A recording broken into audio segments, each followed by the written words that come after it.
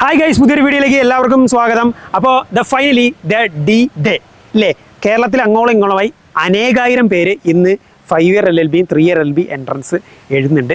അപ്പം നമ്മളിവിടെ തൃശ്ശൂർ കൊടകരയിലെ സഹൃദയ എഞ്ചിനീയറിംഗ് കോളേജിൻ്റെ അവിടെ ഉണ്ട്. അപ്പോൾ നമ്മളിവിടെ ഒരു എക്സാം റിവ്യൂ എടുക്കാൻ വേണ്ടിയാണ് വന്നിട്ടുള്ളത്. അപ്പോൾ മോർണിംഗ് സെഷൻ 5 ഇയറും ആഫ്റ്റർനൂൺ സെഷൻ 3 ഇയറും ആണ് എക്സാംസ് കണ്ടക്ട് ചെയ്യുന്നത്. അപ്പോൾ ഇവിടെ 5 ഇയർ LLB എൻട്രൻസ് ഒക്കെ എഴുതി 5 ഇയർ കുട്ടികൾ ഇറങ്ങിയിട്ടുണ്ട്. അപ്പോൾ നമുക്ക് 5 ഇയർ കുട്ടികളെടുത്ത് നമുക്ക് എക്സാമിൻ്റെ ഒരു റിവ്യൂ നമുക്ക് ചോദിക്കാം, നമുക്ക് എങ്ങനെയുണ്ടായിരുന്ന എക്സാമുള്ള കാര്യങ്ങളൊക്കെ ചോദിക്കാം. ഈ വർഷത്തിൽ പ്രത്യേകത എന്ന് വെച്ചാൽ കഴിഞ്ഞ കുറേ വർഷങ്ങൾ വെച്ച് നോക്കുമ്പോൾ വളരെ നേരത്തെ ഷോർട്ട് നോട്ടീസ് ആയിട്ടാണ് ഇത്തവണ പരീക്ഷ വിളിച്ചത്. ഇപ്പോൾ കഴിഞ്ഞ വർഷം ഓഗസ്റ്റിലാണ് പരീക്ഷ നടന്നെങ്കിൽ ഇത്തവണ മെയ് മാസത്തിൽ വിളിച്ച് ജൂൺ 1 പരീക്ഷ കണ്ടക്ട് ചെയ്തു. അപ്പോൾ വളരെ നേരത്തെ പരീക്ഷ വിളിച്ചുകൊണ്ട് തന്നെ ഒരുപാട് പേര് ടെൻഷൻ അടിച്ച ഒരു അവസ്ഥയായിരുന്നു. പെട്ടെന്ന് പ്രിപ്പറേഷനൊക്കെ ആയിട്ട് വളരെ ബുദ്ധിമുട്ടിയ ഒരുപാട് പേരുണ്ട്. അപ്പോൾ അതെല്ലാം കഴിഞ്ഞ് അവസാനം പരീക്ഷാ ദിവസം എത്തി. അപ്പോൾ നമുക്ക് കുട്ടികളുടെ ചോദിക്കാം എങ്ങനെയായിരുന്നു പരീക്ഷ എന്നുള്ള കാര്യങ്ങളൊക്കെ, അവരുടെ പ്രിപ്പറേഷൻ സ്ട്രാറ്റജിയും അതുപോലെ മറ്റുള്ള കാര്യങ്ങളൊക്കെ നമുക്ക് ചോദിച്ച് അറിയാം. നമുക്ക് ഹലോ എവരിവൺ. അപ്പോൾ 5 ഇയർ LLB എൻട്രൻസ് എഴുതി കഴിഞ്ഞാൽ അല്ല നമ്മളൊപ്പം ഉണ്ട്. അപ്പോൾ നമുക്ക് അല്ലിനോട് ചോദിക്കാം. അല്ല എവിടെ നിന്നാണ് വരുന്നത്? അമ്മാടം, തൃശ്ശൂർ അമ്മാടത്താണ് വരുന്നത്. എക്സാം എങ്ങനെ ഉണ്ടായിരുന്നു? അതെല്ലേ, ഓക്കെ. ഇപ്പോൾ വളരെ ഷോർട്ട് നോട്ടീസ് ആയിട്ട് പെട്ടെന്ന് വന്നൊരു എക്സാമാണിത്. അപ്പോൾ ഇങ്ങനെ ഒരു എക്സാം വന്നപ്പോൾ ഇപ്പോൾ കഴിഞ്ഞ വർഷം ഒരു ഓഗസ്റ്റിലേക്കാണ് പരീക്ഷ നടന്നത്. പൊതുവെ അതിലേക്കായിട്ട് നേരത്തെ ഒരു 2-3 മന്ത്സ് ഏർലി ആയിട്ട് വന്നു. അപ്പോൾ എങ്ങനെ പ്രിപ്പറേഷൻ എങ്ങനെയാണ് കൊണ്ടുപോയത്? ഓഗസ്റ്റിലാണ് പ്രഡിക്ട് ചെയ്തത്, അതനുസരിച്ചായിരുന്നു പ്രിപ്പയർ ചെയ്തിട്ടുണ്ടായിരുന്നു. പെട്ടെന്ന് എക്സാം ഡേറ്റ് വിളിച്ചപ്പോഴും ഭയങ്കരമായിട്ട് ടെൻഷനായി.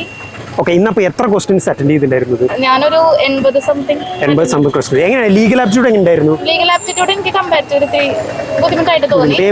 എവിടുന്നൊക്കെ ചോദ്യങ്ങൾ വന്നു ലീഗൽ ആപ്റ്റിറ്റ്യൂഡ്? ലീഗൽ ആപ്റ്റിറ്റ്യൂഡ് കുറച്ചുകൂടി ഡെപ്ത് ആയിട്ടായിരുന്നു. ഏത് സബ്ജക്റ്റിൽ നിന്നാണ് കൂടുതൽ ചോദ്യം വന്നത്? ലീഗൽ ആപ്റ്റിറ്റ്യൂഡ് ലോക്സഭ രാജ്യസഭ അതൊക്കെ തന്നെയായിരുന്നു മെയിൻ ആയിട്ട് ചോദിച്ചത്. പിന്നെ ഇംഗ്ലീഷ് എങ്ങനെയായിരുന്നു? ഇംഗ്ലീഷും ഇച്ചിരി ബുദ്ധിമുട്ടായിരുന്നു. പക്ഷെ മാത്സ് ഈ വട്ടം കമ്പാരിറ്റീവ്ലി എളുപ്പമായിരുന്നു. അപ്പോൾ 80 എണ്ണം അറ്റൻഡ് ചെയ്തെന്ന് പറഞ്ഞു. അപ്പോൾ ഏകദേശം എത്ര കറക്റ്റ് ആൻസർ ആണ് പ്രതീക്ഷിക്കുന്നത്?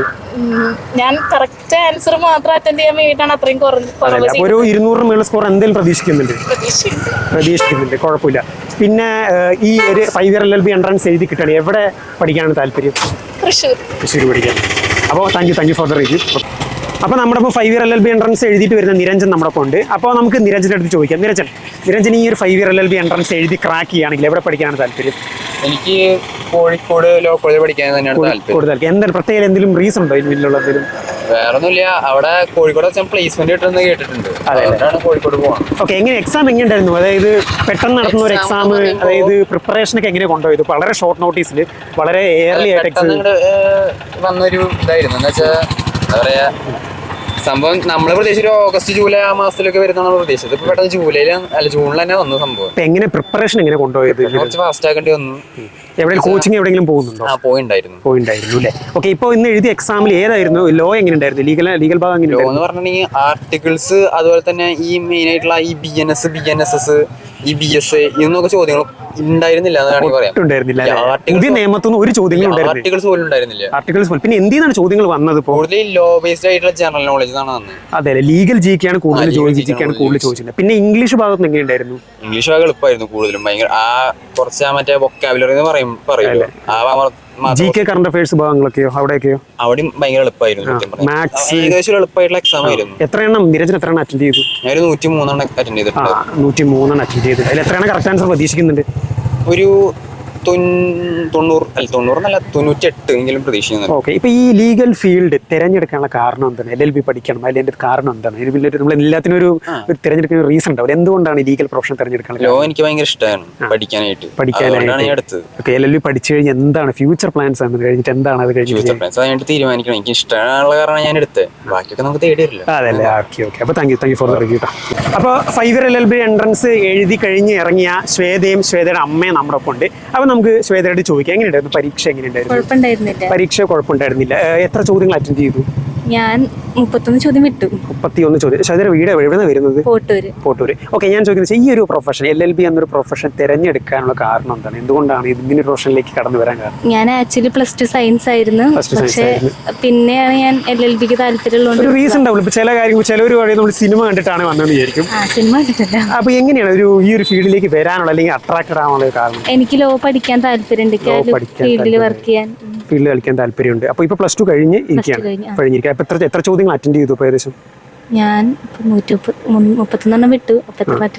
അപ്പൊ ഏകദേശം ഒരു 80 സംതിങ് 89 എണ്ണം 80 അപ്പോൾ നമ്മുടെ ശ്വേതറാം അമ്മയും എൻ്റെ അടുപ്പുണ്ട്. അമ്മ പറയും എന്തുകൊണ്ട് മകൾ ഇങ്ങനെ ഒരു ഫീൽഡ് തിരഞ്ഞെടുക്കുന്നു, അല്ലെങ്കിൽ അമ്മയ്ക്ക് എന്താണ് പറയാനുള്ളത്? അവളുടെ താല്പര്യമാണ്. ഓക്കെ, ലീഗൽ പ്രൊഫഷൻ ഇപ്പോൾ വക്കീലാവുക എന്നുള്ളതല്ല, നമുക്ക് ഒരുപാട് ഓപ്പർച്യൂണിറ്റീസ് ഉണ്ട്. നമ്മളിപ്പോൾ എല്ലാവരും നമ്മൾ ചോദിക്കുന്ന ഒരു കാര്യമാണ്, വക്കീലായാൽ മാത്രമേ പറ്റുള്ളൂ, പക്ഷേ അതെല്ലാം ഒരുപാട് ഓപ്പർച്യൂണിറ്റീസ് ഉണ്ട്. അപ്പോൾ ഇങ്ങനൊരു പ്രൊഫഷൻ തിരഞ്ഞെടുത്ത് മകളെ എന്തായി കാണാൻ ആഗ്രഹം?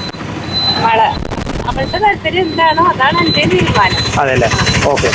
പുള്ളിക്കാരി പക്ഷേ ചിലവർ പറയും എനിക്ക് ജഡ്ജ് ആവണം എന്ന് പറയുന്നത് ഒരു ഇങ്ങനെയൊന്നുമില്ല, കോർപ്പറേറ്റ് കമ്പനീസിൽ കയറാനാണ് താല്പര്യം. അപ്പോൾ thank you for the review. അപ്പം നമ്മുടെ ഇപ്പം എക്സാം എഴുതി കഴിഞ്ഞ് വൃന്ദയുടെ അമ്മയും നമ്മുടെ ഒപ്പം ഉണ്ട്. അപ്പോൾ നമുക്ക് അവരോട് ചോദിക്കാം എക്സാം എങ്ങനെയാണെന്ന് ചോദിക്കുന്നത്. പരീക്ഷ എങ്ങനെയുണ്ടായിരുന്നു? പരീക്ഷ എളുപ്പമുണ്ടായിരുന്നു. ലീഗൽ എളുപ്പം, ഇംഗ്ലീഷൊക്കെ എളുപ്പമുണ്ടായിരുന്നു. ലീഗിൽ എടുക്കുന്ന ഇംഗ്ലീഷ് എളുപ്പമായിരുന്നു. എത്ര ചോദ്യങ്ങൾ അറ്റൻഡ് ചെയ്തു?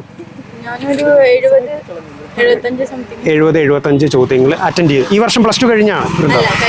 കഴിഞ്ഞ വർഷം കഴിഞ്ഞാണ്. ഓക്കെ, വൃന്ദ എന്തുകൊണ്ട് ഇങ്ങനെ ഒരു പ്രൊഫഷൻ ചൂസ് ചെയ്യാനുള്ള കാരണം എന്താണ്? അമ്മയാണ് റീസൺ. അപ്പം അമ്മയോട് തന്നെ നമുക്ക് ചോദിക്കാം, എന്തുകൊണ്ടാണ് അമ്മ മകളെ ഇങ്ങനൊരു പ്രൊഫഷനിലേക്ക് കൊണ്ടുവരാനുള്ള കാരണം എന്താ?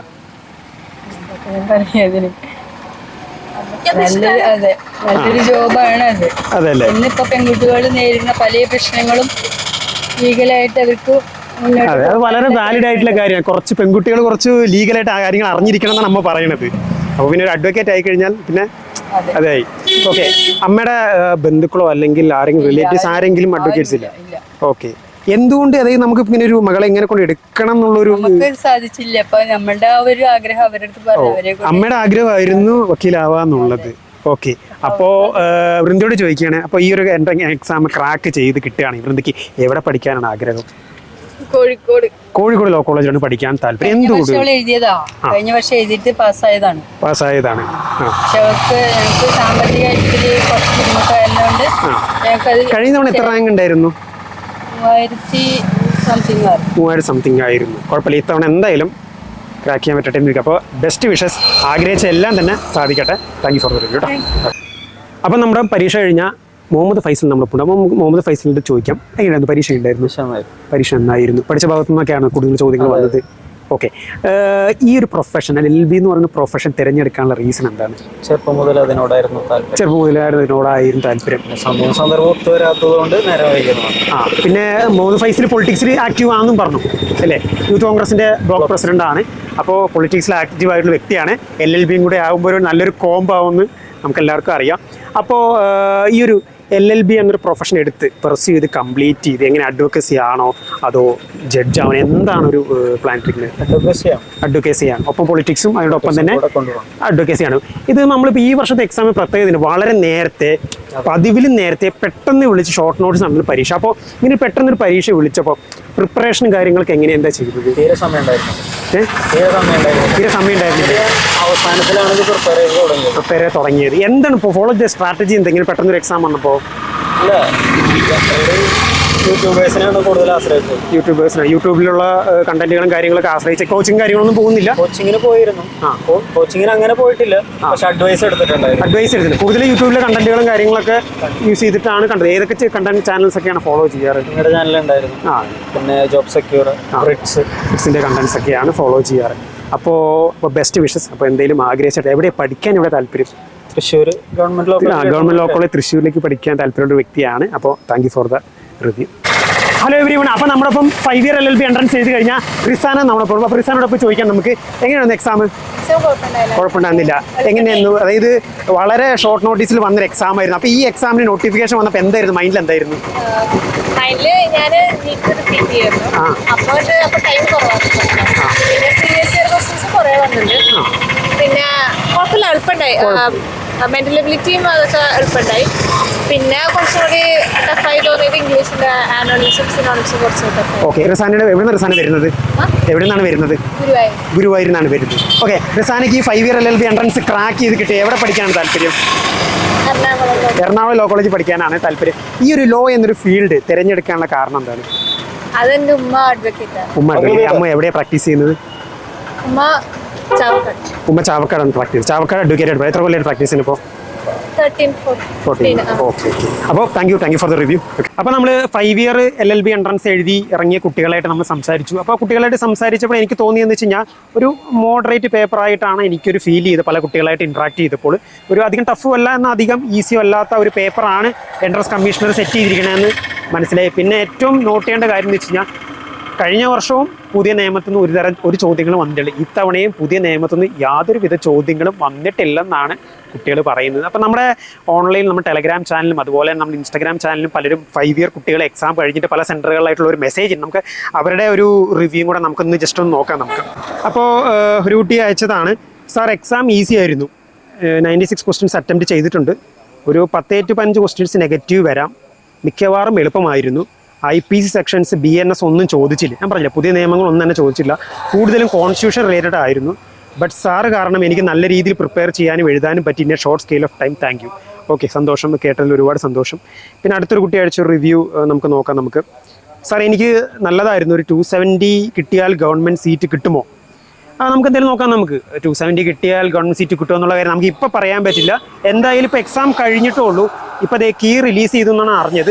അപ്പോൾ കീയിൽ നമ്മുടെ ആൻസർ കീയിൽ എന്തെങ്കിലുമൊക്കെ ക്വസ്റ്റ്യൻസ് നിങ്ങൾക്ക് തെറ്റാണെന്ന് തോന്നുകയാണെങ്കിൽ നമുക്കത് ചലഞ്ച് ചെയ്യാം. നമുക്ക് ആൻസർ കീ എല്ലാം ചലഞ്ച് എല്ലാം കഴിഞ്ഞ് ഫൈനൽ ആൻസർ കീയും റിലീസ് ചെയ്ത് നമ്മുടെ റാങ്ക് ലിസ്റ്റ് വരട്ടെ. റാങ്ക് ലിസ്റ്റ് വന്നു കഴിഞ്ഞ് നമുക്ക് നോക്കാം എങ്ങനെയാണെന്നുള്ള കാര്യങ്ങൾ. സാർ എക്സാം ടഫായിരുന്നു, ലീഗൽ മാത്സ് ഒക്കെ കുഴപ്പമില്ലായിരുന്നു, 61 ക്വസ്റ്റ്യൻസ് അറ്റൻഡ് ആക്കിയിട്ടുള്ളൂ, കുഴപ്പമില്ല, ഞാൻ പറഞ്ഞില്ലേ. എക്സാം ഒരു മോഡറേറ്റ് പേപ്പർ ആയിരുന്നു. നമുക്ക് ഇപ്പോൾ ഒന്നും അസംഷൻസ് ഒന്നും കിട്ടില്ല, കിട്ടുമോ, ഇവിടെ കിട്ടുമോ, അവിടെ കിട്ടുമോ, ഒന്നും തന്നെ നിങ്ങളിപ്പോൾ ഇതിനെപ്പറ്റി ഒന്നും തിങ്ക് ചെയ്യേണ്ട. വരട്ടെ, റാങ്ക് ലിസ്റ്റ് വരട്ടെ, ഇനി ഒരുപാട് കടമകളില്ല. റാങ്ക് ലിസ്റ്റ് വരട്ടെ, റാങ്ക് ലിസ്റ്റ് വന്ന് നിങ്ങളുടെ റാങ്കും നിങ്ങളുടെ മാർക്കും എവിടെയാണ് കിടക്കുന്നത്. നമ്മൾ ഒരാളെ വെച്ചിട്ടല്ല അഡ്മിഷൻ കൊടുക്കുന്നത്, എല്ലാവരെയും വെച്ച് ടോട്ടൽ ചെയ്ത് ഒരു റാങ്ക് ലിസ്റ്റൊക്കെ പബ്ലിഷ് ചെയ്ത് എന്നിട്ടാണ് എൻട്രൻസ് കമ്മീഷൻ അലോട്ട്മെന്റ് നടത്തുന്നത്. അലോട്ട്മെന്റിലും കുറേ കാര്യങ്ങളുണ്ട് ഇല്ലേ, റിസർവേഷനും അതുപോലെ ഒരുപാട് കാര്യങ്ങൾ. നമുക്ക് എന്തെങ്കിലും നോക്കാം നമുക്ക്. അപ്പോൾ ഇപ്പം ആരും എക്സാം കഴിഞ്ഞതിരിക്കൽ ഇത്ര മാർക്കേ ഉള്ളൂ, കീ നോക്കിയപ്പോൾ ഇത്രേ സാർ വരുന്നുള്ളൂ, സാർ കീ നോക്കിയപ്പോൾ ഇത്രേ കുറഞ്ഞു, സാർ എനിക്ക് കിട്ടുമോ സാർ, അങ്ങനത്തെ ടെൻഷൻസ് ഒന്നും വേണ്ട. ഇപ്പോൾ എഴുതി നിങ്ങളെ കൊണ്ടാവുന്ന എല്ലാം നിങ്ങൾ ചെയ്തു, നമുക്ക് വരുന്ന പോലെ നമുക്ക് കാണുന്നേ, നമുക്ക് വരുന്ന പോലെ നമുക്ക് നോക്കാം നമുക്ക്. അപ്പോൾ എല്ലാവരും സമാധാനമായിട്ട് ഇരിക്കും. അപ്പോൾ ഇത്രയും കാര്യങ്ങൾ മെയിനായിട്ട് ഈ വീഡിയോയിൽ കവർ ചെയ്യാണ്. നമ്മുടെ ഒരു വീഡിയോ ഒരു റിവ്യൂ പാർട്ട് 2 വീഡിയോ ഒക്കെ ആയിട്ട് വരുന്നുണ്ട്. അപ്പോൾ അതിൽ നമ്മൾ കൂടുതൽ കാര്യങ്ങളൊക്കെ കവർ ചെയ്യാം. അപ്പോൾ guys, thank you so much, best wishes.